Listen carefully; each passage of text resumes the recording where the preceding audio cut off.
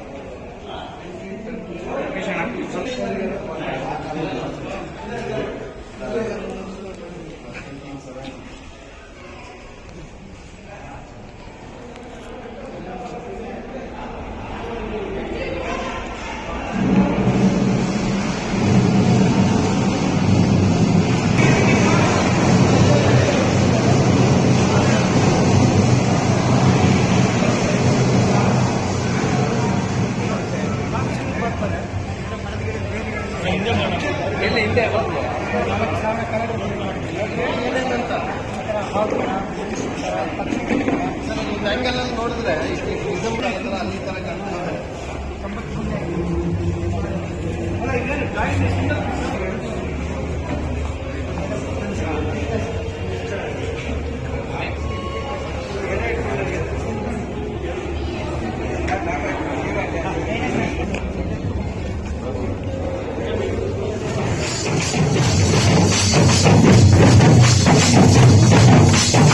ತರ ಪತ್ರಕರ್ತರ ಸಂಘದ ಸಹಕಾರದೊಂದಿಗೆ ಈ ಒಂದು ಕಾರ್ಯಕ್ರಮ ನಡೀತಾ ಇದೆ. ಈ ಕಾರ್ಯಕ್ರಮದ ನಿರೂಪಣೆಯನ್ನು ನಡೆಸಿಕೊಂಡಿದ್ದಾರೆ ವಾಹಿನಿಯ ನಿರೂಪಕರು ಆದಂತಹ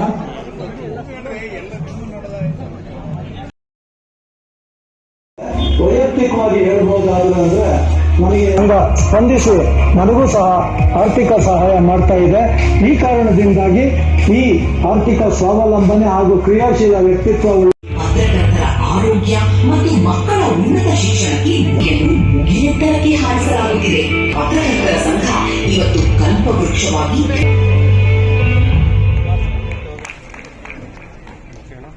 ಕಾಶ್ಮೀರದಲ್ಲಿ ರಾಜ್ಯ ಮಟ್ಟದ 6ನೇ ಪತ್ರಕರ್ತರ ಮಾಂಸಕರು ಚಿಂತಾಮಣಿ ಮಾಜಿ ಸಚಿವರು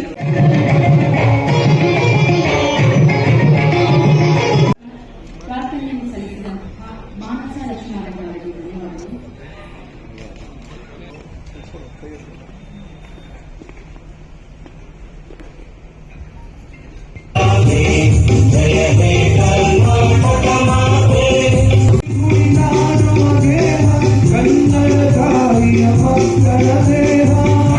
ಮುಖ್ಯಮಂತ್ರಿಗಳ ಮಾಧ್ಯಮ ಸಲಹೆ ಜಿಲ್ಲೆಯವರಾದಂತಹ ಕೆ.ವಿ. ಪ್ರಭಾಕರ್ ಸರ್ ಅವರು ಕೂಡ ಕಾರ್ಯಕ್ರಮಕ್ಕೆ ಆಗಮಿಸಿದ್ದಾರೆ. ನನ್ನ ಗುರುಗಳು ಹಾಗೂ ಉತ್ತರ ವಿಶ್ವವಿದ್ಯಾಲಯದ ಉಪಕುಲಪತಿಗಳಾದಂತಹ ಡಾಕ್ಟರ್ ಬಿ.ಕೆ. ರವಿ ಸರ್ ಅವರು ಕೂಡ ಈ ಒಂದು ಕಾರ್ಯಕ್ರಮಕ್ಕೆ ಆಗಮಿಸಿದ್ದಾರೆ. ಇದೊಂದು ರೀತಿ ಉಳಿದ ಮಕ್ಕಳಿಗೆ ಒಂದು ರೀತಿ ಪ್ರೇರೇಪಣೆ ಮತ್ತು ಒಂದು ರೀತಿ ಆ ನಿಟ್ಟಿನಲ್ಲಿ ಆ ಮಕ್ಕಳು ಮುಂದೊಂದು ದಿನ ನಾನು ಈ ರೀತಿ ಪ್ರಶಸ್ತಿ ಪಡಿಬೇಕು ಅಂತಕ್ಕಂಥದ್ದಕ್ಕೆ ಒಂದು ಸ್ಫೂರ್ತಿದಾಯಕವಾಗಿರ್ತಕ್ಕಂಥ ಒಂದು ಕಾರ್ಯಕ್ರಮ. ನಾನು ಮೊದಲನೇದಾಗಿ ಇದನ್ನ ಕಾರ್ಯಕ್ರಮವನ್ನು ಆಯೋಜಿಸಿರ್ತಕ್ಕಂಥ ಅಧ್ಯಕ್ಷರಾಗಿರ್ತಕ್ಕಂಥ ಶಿವಾನಂದ ತಗಡೂರವ್ರಿಗೆ ಮತ್ತು ವಿಶೇಷವಾಗಿ ಚಿಕ್ಕಬಳ್ಳಾಪುರದಲ್ಲಿ ನಿರಂತರವಾಗಿ ಈ ರೀತಿ ಕಾರ್ಯಕ್ರಮಗಳನ್ನು ಆಯೋಜಿಸಿಕೊಂಡು ಬಂದಿರತಕ್ಕಂಥ ನಮ್ಮ ಚಿಕ್ಕಬಳ್ಳಾಪುರ ಪತ್ರಕರ್ತರ ಸಂಘದ ಎಲ್ಲ ಗೌರವಾನ್ವಿತ ಹಿರಿಯರಿಗೆ ಮತ್ತು ಕಿರಿಯರಿಗೆ, ವಿಶೇಷವಾಗಿ ಈಗಿರ್ತಕ್ಕಂಥ ಅಧ್ಯಕ್ಷರಿಗೆ ಅಭಿನಂದನೆಗಳನ್ನು ಮತ್ತು ಅವರ ಸಂಪೂರ್ಣ ತಂಡಕ್ಕೆ ಅಭಿನಂದನೆಗಳನ್ನು ಸಲ್ಲಿಸಲಿಕ್ಕೆ ನಾನು ಬಯಸ್ತೇನೆ.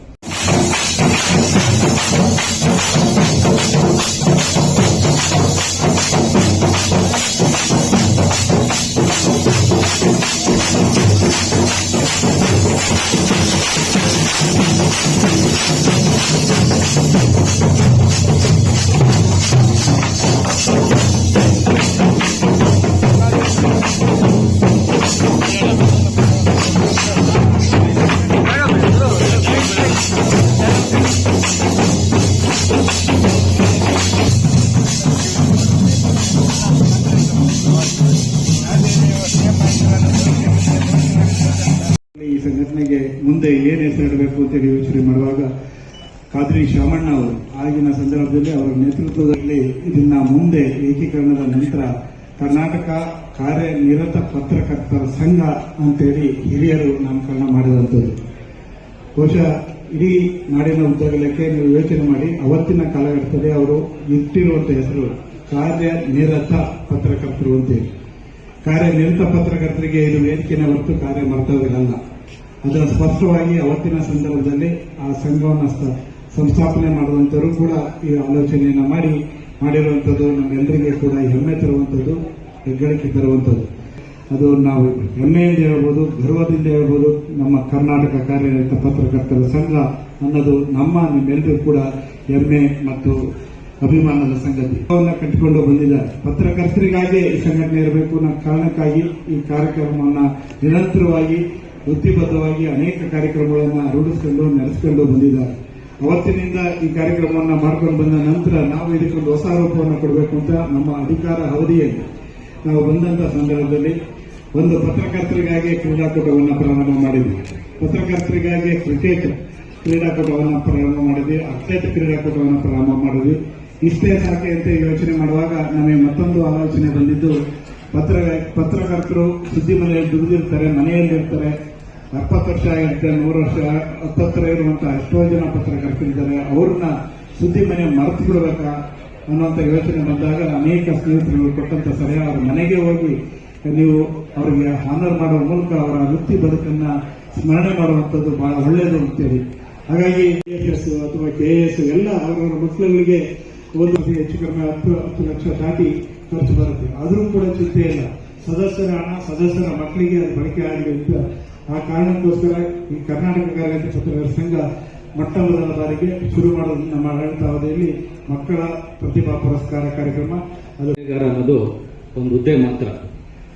ಆರಂಭದಲ್ಲಿ ನನಗೆ ಮಾನ್ಯ ಮುಖ್ಯಮಂತ್ರಿಗಳಾದಂಥ ಸಿದ್ದರಾಮಯ್ಯ ಅವರು ಒಂದು ಮಾತು ಹೇಳಿದರು, ಸಂಬಂಧ ಅನ್ನೋದು ಅಧಿಕಾರದಿಂದ ಬರಬಾರದು, ಅದು ಮನುಷ್ಯತ್ವ ಮತ್ತು ಮಾನವೀಯತೆಯಿಂದ ಬರಬೇಕು ಅಂತ ನನಗೆ ಹೇಳ್ಕೊಟ್ಟಿದ್ರು. ಇವತ್ತು ನಾನು ನಿಮ್ಮೆಲ್ಲರ ಮುಂದೆ ನಿಂತಿದ್ದೇನೆ ಅಂತಂದರೆ ಅದು ಮನುಷ್ಯ ಸಂಬಂಧ ಮತ್ತು ಮಾನವೀಯತೆ ಕಾರಣ.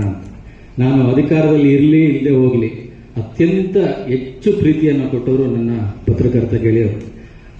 ಬಂದಾಗಲಿಂದ ಇದುವರೆಗೂ ಅವತ್ತು ಏನು ಪ್ರೀತಿ ವಿಶ್ವಾಸ ತೋರಿಸಿದ್ರೋ ಅದೇ ಪ್ರೀತಿ ವಿಶ್ವಾಸವನ್ನು ಇವತ್ತು ಕೂಡ ನನಗೆ ತೋರಿಸ್ಕೊಂಡು ಬಂದಿದ್ದಾರೆ. ಈ ಕಾರಣಕ್ಕೋಸ್ಕರ ನಾನು ಎಲ್ಲ ಪತ್ರಕರ್ತರ ಮಿತ್ರರಿಗೆ ನನ್ನ ಹೃದಯಾಂತರಾಳದಿಂದ ವಿಶೇಷವಾದಂತಹ ಕೃತಜ್ಞತೆಗಳನ್ನು ಸಲ್ಲಿಸೋದಕ್ಕೆ ಇಷ್ಟಪಡ್ತೇನೆ. ಹೆಚ್ಚು ಇಷ್ಟಪಡುವ ರಾಜಕಾರಣಿಗಳ ಪೈಕಿ ಬಸವರಾಜ ಬೊಮ್ಮಾಯಿ ಸರ್ ಕೂಡ ಒಬ್ಬರು. ಮುಖ್ಯಮಂತ್ರಿ ಆಗಿದ್ದಾಗಲೂ ಅಷ್ಟೇನೆ ಅವರ ನಡೆ ನುಡಿ ಮತ್ತು ಯಾವತ್ತೂ ಕೂಡ ಸರಳವಾಗಿ ಇರ್ತಾ ಇತ್ತು. ಹೀಗಾಗಿ ಒಬ್ಬ ಅಪರೂಪದ ರಾಜಕಾರಣಿ ಅವರು ಅಂತ ನಾನು ಈ ಸಂದರ್ಭದಲ್ಲಿ ಹೇಳಕ್ಕೆ ಇಷ್ಟಪಡ್ತೇನೆ. ಇನ್ನು ಉಳಿದಂತೆ ಜೊತೆಗೆ ನಮ್ಮ ಅಕ್ಷರ ಯೋಧರು ಏನಿದ್ದಾರೆ ಪತ್ರಕರ್ತರು, ಅವರ ಮನೆಗಳನ್ನ ಬೆಳಗಿರುವ ಎಲ್ಲಾ ಪ್ರತಿಭೆಗಳಿಗೆ ನಾನು ಈ ಸಂದರ್ಭದಲ್ಲಿ ಹೃತ್ಪೂರ್ವಕವಾದಂತಹ ಅಭಿನಂದನೆಗಳನ್ನ ತಿಳಿಸಕ್ಕೆ ಇಷ್ಟಪಡ್ತೇನೆ. ಆದರೂ ಒಂದು ಶಕ್ತಿ ಬೆಳಿಬೇಕಾದ್ರೆ ಫೇತ್ ಇದೆಯಲ್ಲ, ನಂಬಿಕೆ ಇದೆಯಲ್ಲ, ನಂಬಿಕೆಗೆ ಯಾವುದೇ ಆಧಾರ ಇಲ್ಲ. ಆದರೆ ಸೈನ್ಸ್ಗೆ ಆಧಾರ ಬೇಕು. ಅತಿ ಹೆಚ್ಚು ಪತ್ರಕರ್ತರು ನಮ್ಮ ಜೊತೆಗೆ ಆತ್ಮೀಯರಂಥ ಸಂಬಂಧ ಯಾವಾಗಲೂ ಕೂಡ ಇದೆ, ಮುಂದೂ ಕೂಡ ಇರ್ತದೆ. ಒಂದು ಸಂದರ್ಭ ಬಂತು, ಈ ರೀಜನಲ್ ಪತ್ರಿಕೆಗಳಿಗೆ ಅಡ್ವರ್ಟೈಸ್ಮೆಂಟೇ ಕೊಡ್ತಿರಲಿಲ್ಲ. ನಾನು ಮುಖ್ಯಮಂತ್ರಿ ಆದಮೇಲೆ 4 ಪೇಜ್ ಕಲರ್ ಅಡ್ವರ್ಟೈಸ್ಮೆಂಟ್ ಕೊಡ್ರಿ ಅವ್ರಿಗೆ ಅಂತ ಆದೇಶವನ್ನು ಮಾಡಿದೆ. ನಾವು ಓದಿದ್ವಿ ಅಂತ. ಯಾಕಂದ್ರೆ ರೀಜನಲ್ ಪತ್ರಿಕೆಗಳು ಆ ಸುದ್ದಿಗಳೇ ಬೇರೆ, ರಾಜ್ಯ ಪತ್ರಿಕೆಗಳ ಸುದ್ದಿಗಳೇ ಬೇರೆ. ರೀಜನಲ್ ಪತ್ರಿಕೆಗಳು ಅಷ್ಟೇ ಮಹತ್ವದ ಸುದ್ದಿಗಳನ್ನ, ಅಲ್ಲಿ ಲೋಕಲ್ ಇಶ್ಯೂಗಳನ್ನ ಅವ್ರು ಮಾಡ್ತಾರೆ. ಅದಕ್ಕೆ ಆ ಒಂದು ಆಜ್ಞೆಯನ್ನು ಮಾಡಿದ ಮೇಲೆ ಬಹಳಷ್ಟು ಪತ್ರಿಕೆ. ಇನ್ನೊಂದು, ಈ ಹಿಂದುಳಿದ ವರ್ಗದ ನೇತೃತ್ವದಲ್ಲಿರುವಂತಹ ಪತ್ರಕರ್ತರಿಗೆ ಅಡ್ವರ್ಟೈಸ್ಮೆಂಟು ಸಿಗ್ತಾನೆ ಇರಲಿಲ್ಲ. ಆ ಸ್ಥಾನದಲ್ಲಿ ಇದ್ದಿದ್ದರಿಂದ ಮುಂದುವರೆದಿದೆ. ಇನ್ನು ಮತ್ತಿನ್ ಮುಂದೆ ಹೆಂಗೆ ಒರೆಸ್ತಾರಿಲ್ಲ ನೋಡೋಣ. ನೀವು ಇದ್ದಕ್ಕೆ ಅದು ಖಂಡಿತವಾಗಿ ಮುಂದುವರೆದಿದೆ. ಒಂದು ಒಳ್ಳೆ ಕೆಲಸ ಆಗಿತ್ತು, ಅದು ಮುಂದುವರಿಬೇಕು. ಎಲ್ಲ ಸಮುದಾಯದ ಧ್ವನಿಗಳು ಮುಖ್ಯ ವಾಹಿನಿಗೆ ಬರಬೇಕು. ಕೆಲಸ ಮಾಡುವಾಗ ಎಲ್ಲ ವರ್ಗದ ಧ್ವನಿಯಾಗಿ ತಾವು ಕೆಲಸವನ್ನು ಕೂಡ ತಾವು ಮಾಡಬೇಕು. ಒಳ್ಳೆ ಕೆಲಸವನ್ನು ತಾವು ಮಾಡ್ತಾ ಇದ್ದೀರಿ. ಕರ್ನಾಟಕ ಕೆಲವರು ವಯಸ್ಸಾದ ಮೇಲೂ ಕೂಡ ಪತ್ರಿಕೆಗಳಿಗೆ ಅಂಕಣ ಬರೀತಿರ್ತಾರೆ, ಎಲ್ಲ ಬರೀತಾ ಇರ್ತಾರೆ. ಅವನ್ನೆಲ್ಲ ದೂರ ಇಡಬೇಡ, ಅವನು ಸೇರಿಸ್ಕೋ ಸ್ವಲ್ಪ. ಯಾರು ಬರೀತಾರೆ ಪತ್ರಿಕೆಗೆ ಯಾರು ಬರೀತಾರೆ ಅವರೆಲ್ಲರೂ ವರ್ಕಿಂಗ್ ಅಂತ ತಿಳ್ಕೊಂಡು. ಐಡಿ ಕಾರ್ಡ್ ಅಲ್ಲ, ಐಡಿ ಕಾರ್ಡ್ಗೆ ಹೋರಾಟ ಮಾಡಿ ನೀವೇ ಕೊಡಿಸಿದ್ರು. ನೀವು ಇಟ್ಕೊಂಡು ಓಡಾಡ್ತಾರೆ, ನಾವೇನು ಬಸ್ ಪಾಸ್ ಕೊಡಿಸಿದ್ರಿ. ನಾನು ಹೇಳಿದ್ ಕರೆಕ್ಟ್ ಆಗ್ತದೆ ನಮಗೆ. ಯಾಕಂದ್ರೆ ನಿಮ್ ಜೊತೆಗೆ ಬಹಳ ಹಳೆ ಸಂಬಂಧ ಇದೆ. ನೀವೆಲ್ಲ ಏನ್ ಮಾಡಿದ್ರೆ ಗೊತ್ತಿದೆ ನನಗೆ. ಆದ್ರಿಂದ ಮಾತನಾಡಬೇಕು ಅನ್ನುವಂಥದ್ದು ಅವ್ರು ಮಾಡಿರುವಂತಹ ಕೆಲಸಗಳೇ ಅದಕ್ಕೆ ಸಾಕ್ಷಿ. ಒಂದು ಮೆಡಿಕಲ್ ಕಾಲೇಜಿಂದ ಹಿಡಿದು ನೀರಾವರಿಗೆ ಅವರು ತೆಗೆದುಕೊಂಡಿರುವಂತಹ ಶ್ರಮ ಮತ್ತು ಈ ಕನ್ನಡ ಭವನ ಕಟ್ಟೋದಕ್ಕೆ ಅವರು ನಿಜವಾಗ್ಲೂ ಕೂಡ ಪಟ್ಟಿರುವ ಶ್ರಮ ಅವರು ಪೂರ್ತಿ ಮಾಡಿದ್ರು. ಇನ್ನು ಈ ಸುಧಾಕರ್ ಪೂರ್ತಿ ಮಾಡಿದ್ರು, ಇನ್ನೊಂದು ಸುಧಾಕರ್ ಉದ್ಘಾಟನೆ ಮಾಡಿದ್ರು. ಈಗ ಲೋಕಸಭೆಯಲ್ಲಿ ಬಹಳ ಚುರುಕಾಗಿ ಕೆಲಸ ಮಾಡ್ತಾರೆ. ನಮ್ಮ ಸಮಸ್ಯೆ ಏನಾಗಿದೆ ಅಂತಂದ್ರೆ, ಇಂಥ ಹೆಂಗ ಲೋಕಸಭಾ ಸದಸ್ಯರಿಗೆ ನಾವು ಪೈಪೋಟಿ ಮಾಡುವಂತ ಪರಿಸ್ಥಿತಿ ನಮಗೆ. ನಾವು ಒಂದು ಲೆವೆಲ್ಗೆ ಬಂದಿದ್ದೀವಿ, ನಾವು ತಕ್ಕ ಮಟ್ಟಿಗೆ ಏನ್ ಬೇಕು ಮಾತಾಡ್ತೀವಿ, ಎಲ್ಲ ಮಾಡ್ತೀವಿ. ಆದ್ರೆ ಇವ್ರು ಪಟ ಹೋಗ್ತಾರೆ, ಅಲ್ಲಿ ಹಾಕ್ತಾರೆ, ಅಣ್ಣ ನಂದು ಇದು ಬಂದಿದೆ, ಇದು ಮಾತಾಡ್ತೀನಿ, ಅದನ್ನ ಮಾತಾಡ್ತೀನಿ ಸರ್. ಏನಪ್ಪ ನೀನು ಫಸ್ಟ್ ಟೈಮ್ MP, ನಾನು ಫಸ್ಟ್ ಟೈಮ್ MP. ನಾನು ಹಳೆ ಎಲ್ಲರೂ ಚಪ್ಪಾಳೆ ಹೊಡೆಯುವ ಮೂಲಕ ಪುಟಾಣಿಗೆ ಇನ್ನಷ್ಟು ಪ್ರೋತ್ಸಾಹ ನೀಡಬೇಕು.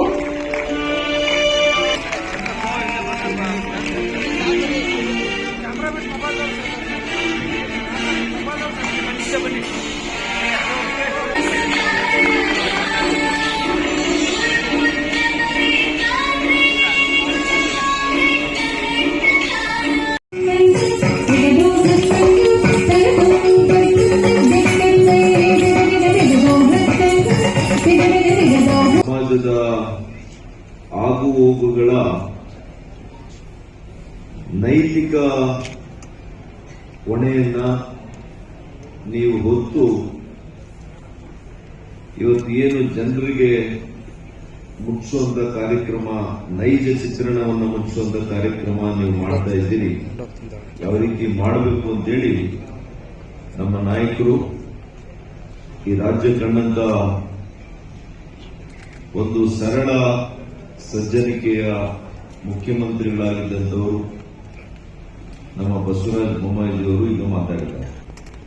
ಮೂಲೆ ಮೂಲೆಯಿಂದ, ರಾಜ್ಯದ ಮೂಲೆ ಮೂಲೆಯಿಂದ ಸುಮಾರು 150 ಮಕ್ಕಳು ಬಂದಿದ್ದಾರೆ ಅಂತ ಈಗಾಗಲೇ ಅಧ್ಯಕ್ಷರು ಹೇಳಿದರು, ಶಿವಾನಂದ್ ಅವರು. ಬಹಳ ಹೆಮ್ಮೆ ಅನಿಸ್ತದೆ. ಪ್ರತಿಭೆ ಅದೇನು ನಮ್ಮ ವೃತ್ತಿಯನ್ನು ನೋಡಿ ಬರುವಂಥದ್ದಲ್ಲ, ನಮ್ಮ ಐಶ್ವರ್ಯ ನೋಡಿ ಬರುವಂಥದ್ದಲ್ಲ, ಮನೆಯ ವಾತಾವರಣನೂ ಕೂಡ ಅದಕ್ಕೆ ಅಡ್ಡಿಯಲ್ಲ. ಪ್ರತಿ ವಿದ್ಯಾರ್ಥಿಗೆ ಹೃದಯಾಂತರದಿಂದ ನಾನು ನಿಮಗೆ ಶುಭಾಶಯಗಳನ್ನ, ಅಭಿನಂದನೆಗಳನ್ನ ಸಲ್ಲಿಸಲಿಕ್ಕೆ ಇಷ್ಟಪಡ್ತೇನೆ. ಪ್ರತಿಭೆ ಮೂಲಕ, ನಿಮ್ಮ ಜ್ಞಾನದ ಮೂಲಕ ನಾವು ಈ ದೇಶವನ್ನು ಕಟ್ಟುತ್ತೇವೆ ಮತ್ತು ಈ ಜ್ಞಾನದ ಸಂಪತ್ತು ನಮ್ಮ ದೇಶಕ್ಕೆ ಹೊಸದಲ್ಲ. ಯಾಕೆ ಅಂತಂದ್ರೆ ನಳಂದ, ತಕ್ಷಶಿಲಾ ಇವೆಲ್ಲ ವಿಶ್ವವಿದ್ಯಾನಿಲಯಗಳು ಬಹಳ ಪುರಾತನವಾಗಿರ್ತಕ್ಕಂಥದ್ದು. 70 ದೇಶಗಳಿಗೂ ಹೆಚ್ಚು ಹೊರಗಡೆಯಿಂದ ಬಂದು ವಿದ್ಯಾರ್ಥಿಗಳು ನಮ್ಮ ದೇಶದಲ್ಲಿ ಕಲಿತಾರೆ. ಪತ್ರಕರ್ತರ ಕಾಯಕ ಹೇಗೆ ಅಂದ್ರೆ ಸಮಾಜದ ಅಂಕುಡೊಂಕುಗಳನ್ನು ತಿದ್ದುವ ದಿನದ 24 ಗಂಟೆಯು ನಿಶಾಂತ್ ರೆಡ್ಡಿಹಾಳ್.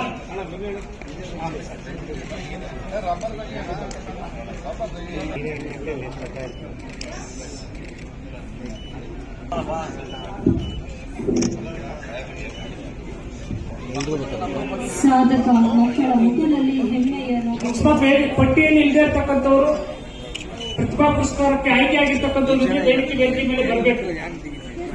ಬೆಳೆದು ನಿಲ್ಲಲು ವೇದಿಕೆಯ ಮೇಲಿರುವ ಈ ಎಲ್ಲಾ ಪದಾಧಿಕಾರಿಗಳ ಅವಿರತ ಶ್ರಮ ಮತ್ತು ಒಗ್ಗಟ್ಟಿನ ನಾಯಕತ್ವವೇ ಕಾರಣ. ಪತ್ರಕರ್ತರ ವೃತ್ತಿಪರ ಹಕ್ಕುಗಳ ರಕ್ಷಣೆಯ ಜೊತೆಗೆ ಮುಖ್ಯವಾಗಿದೆ.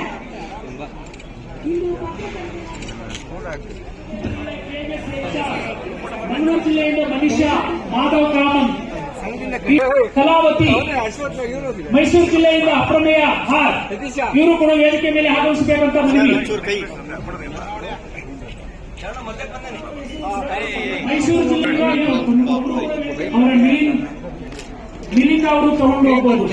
ಮಿಲಿಂದ ಅವರ ಆಮೇಲೆ ಚೇಂಜ್ ಮಾಡ್ಕೊಳ್ಳಿ. ಫೋಟೋ ಎತ್ತೀವಿ ಸರ್. ರೆಡಿ? ಹಲೋ.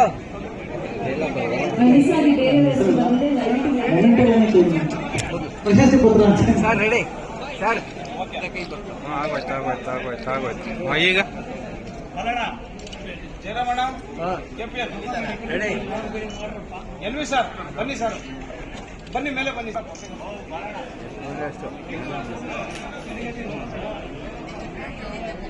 ಅದು ಹಿಂದೆ ಲೈಟ್ ಹೊಡೆಯುತ್ತೆ, ಅದು ಬೇಡ.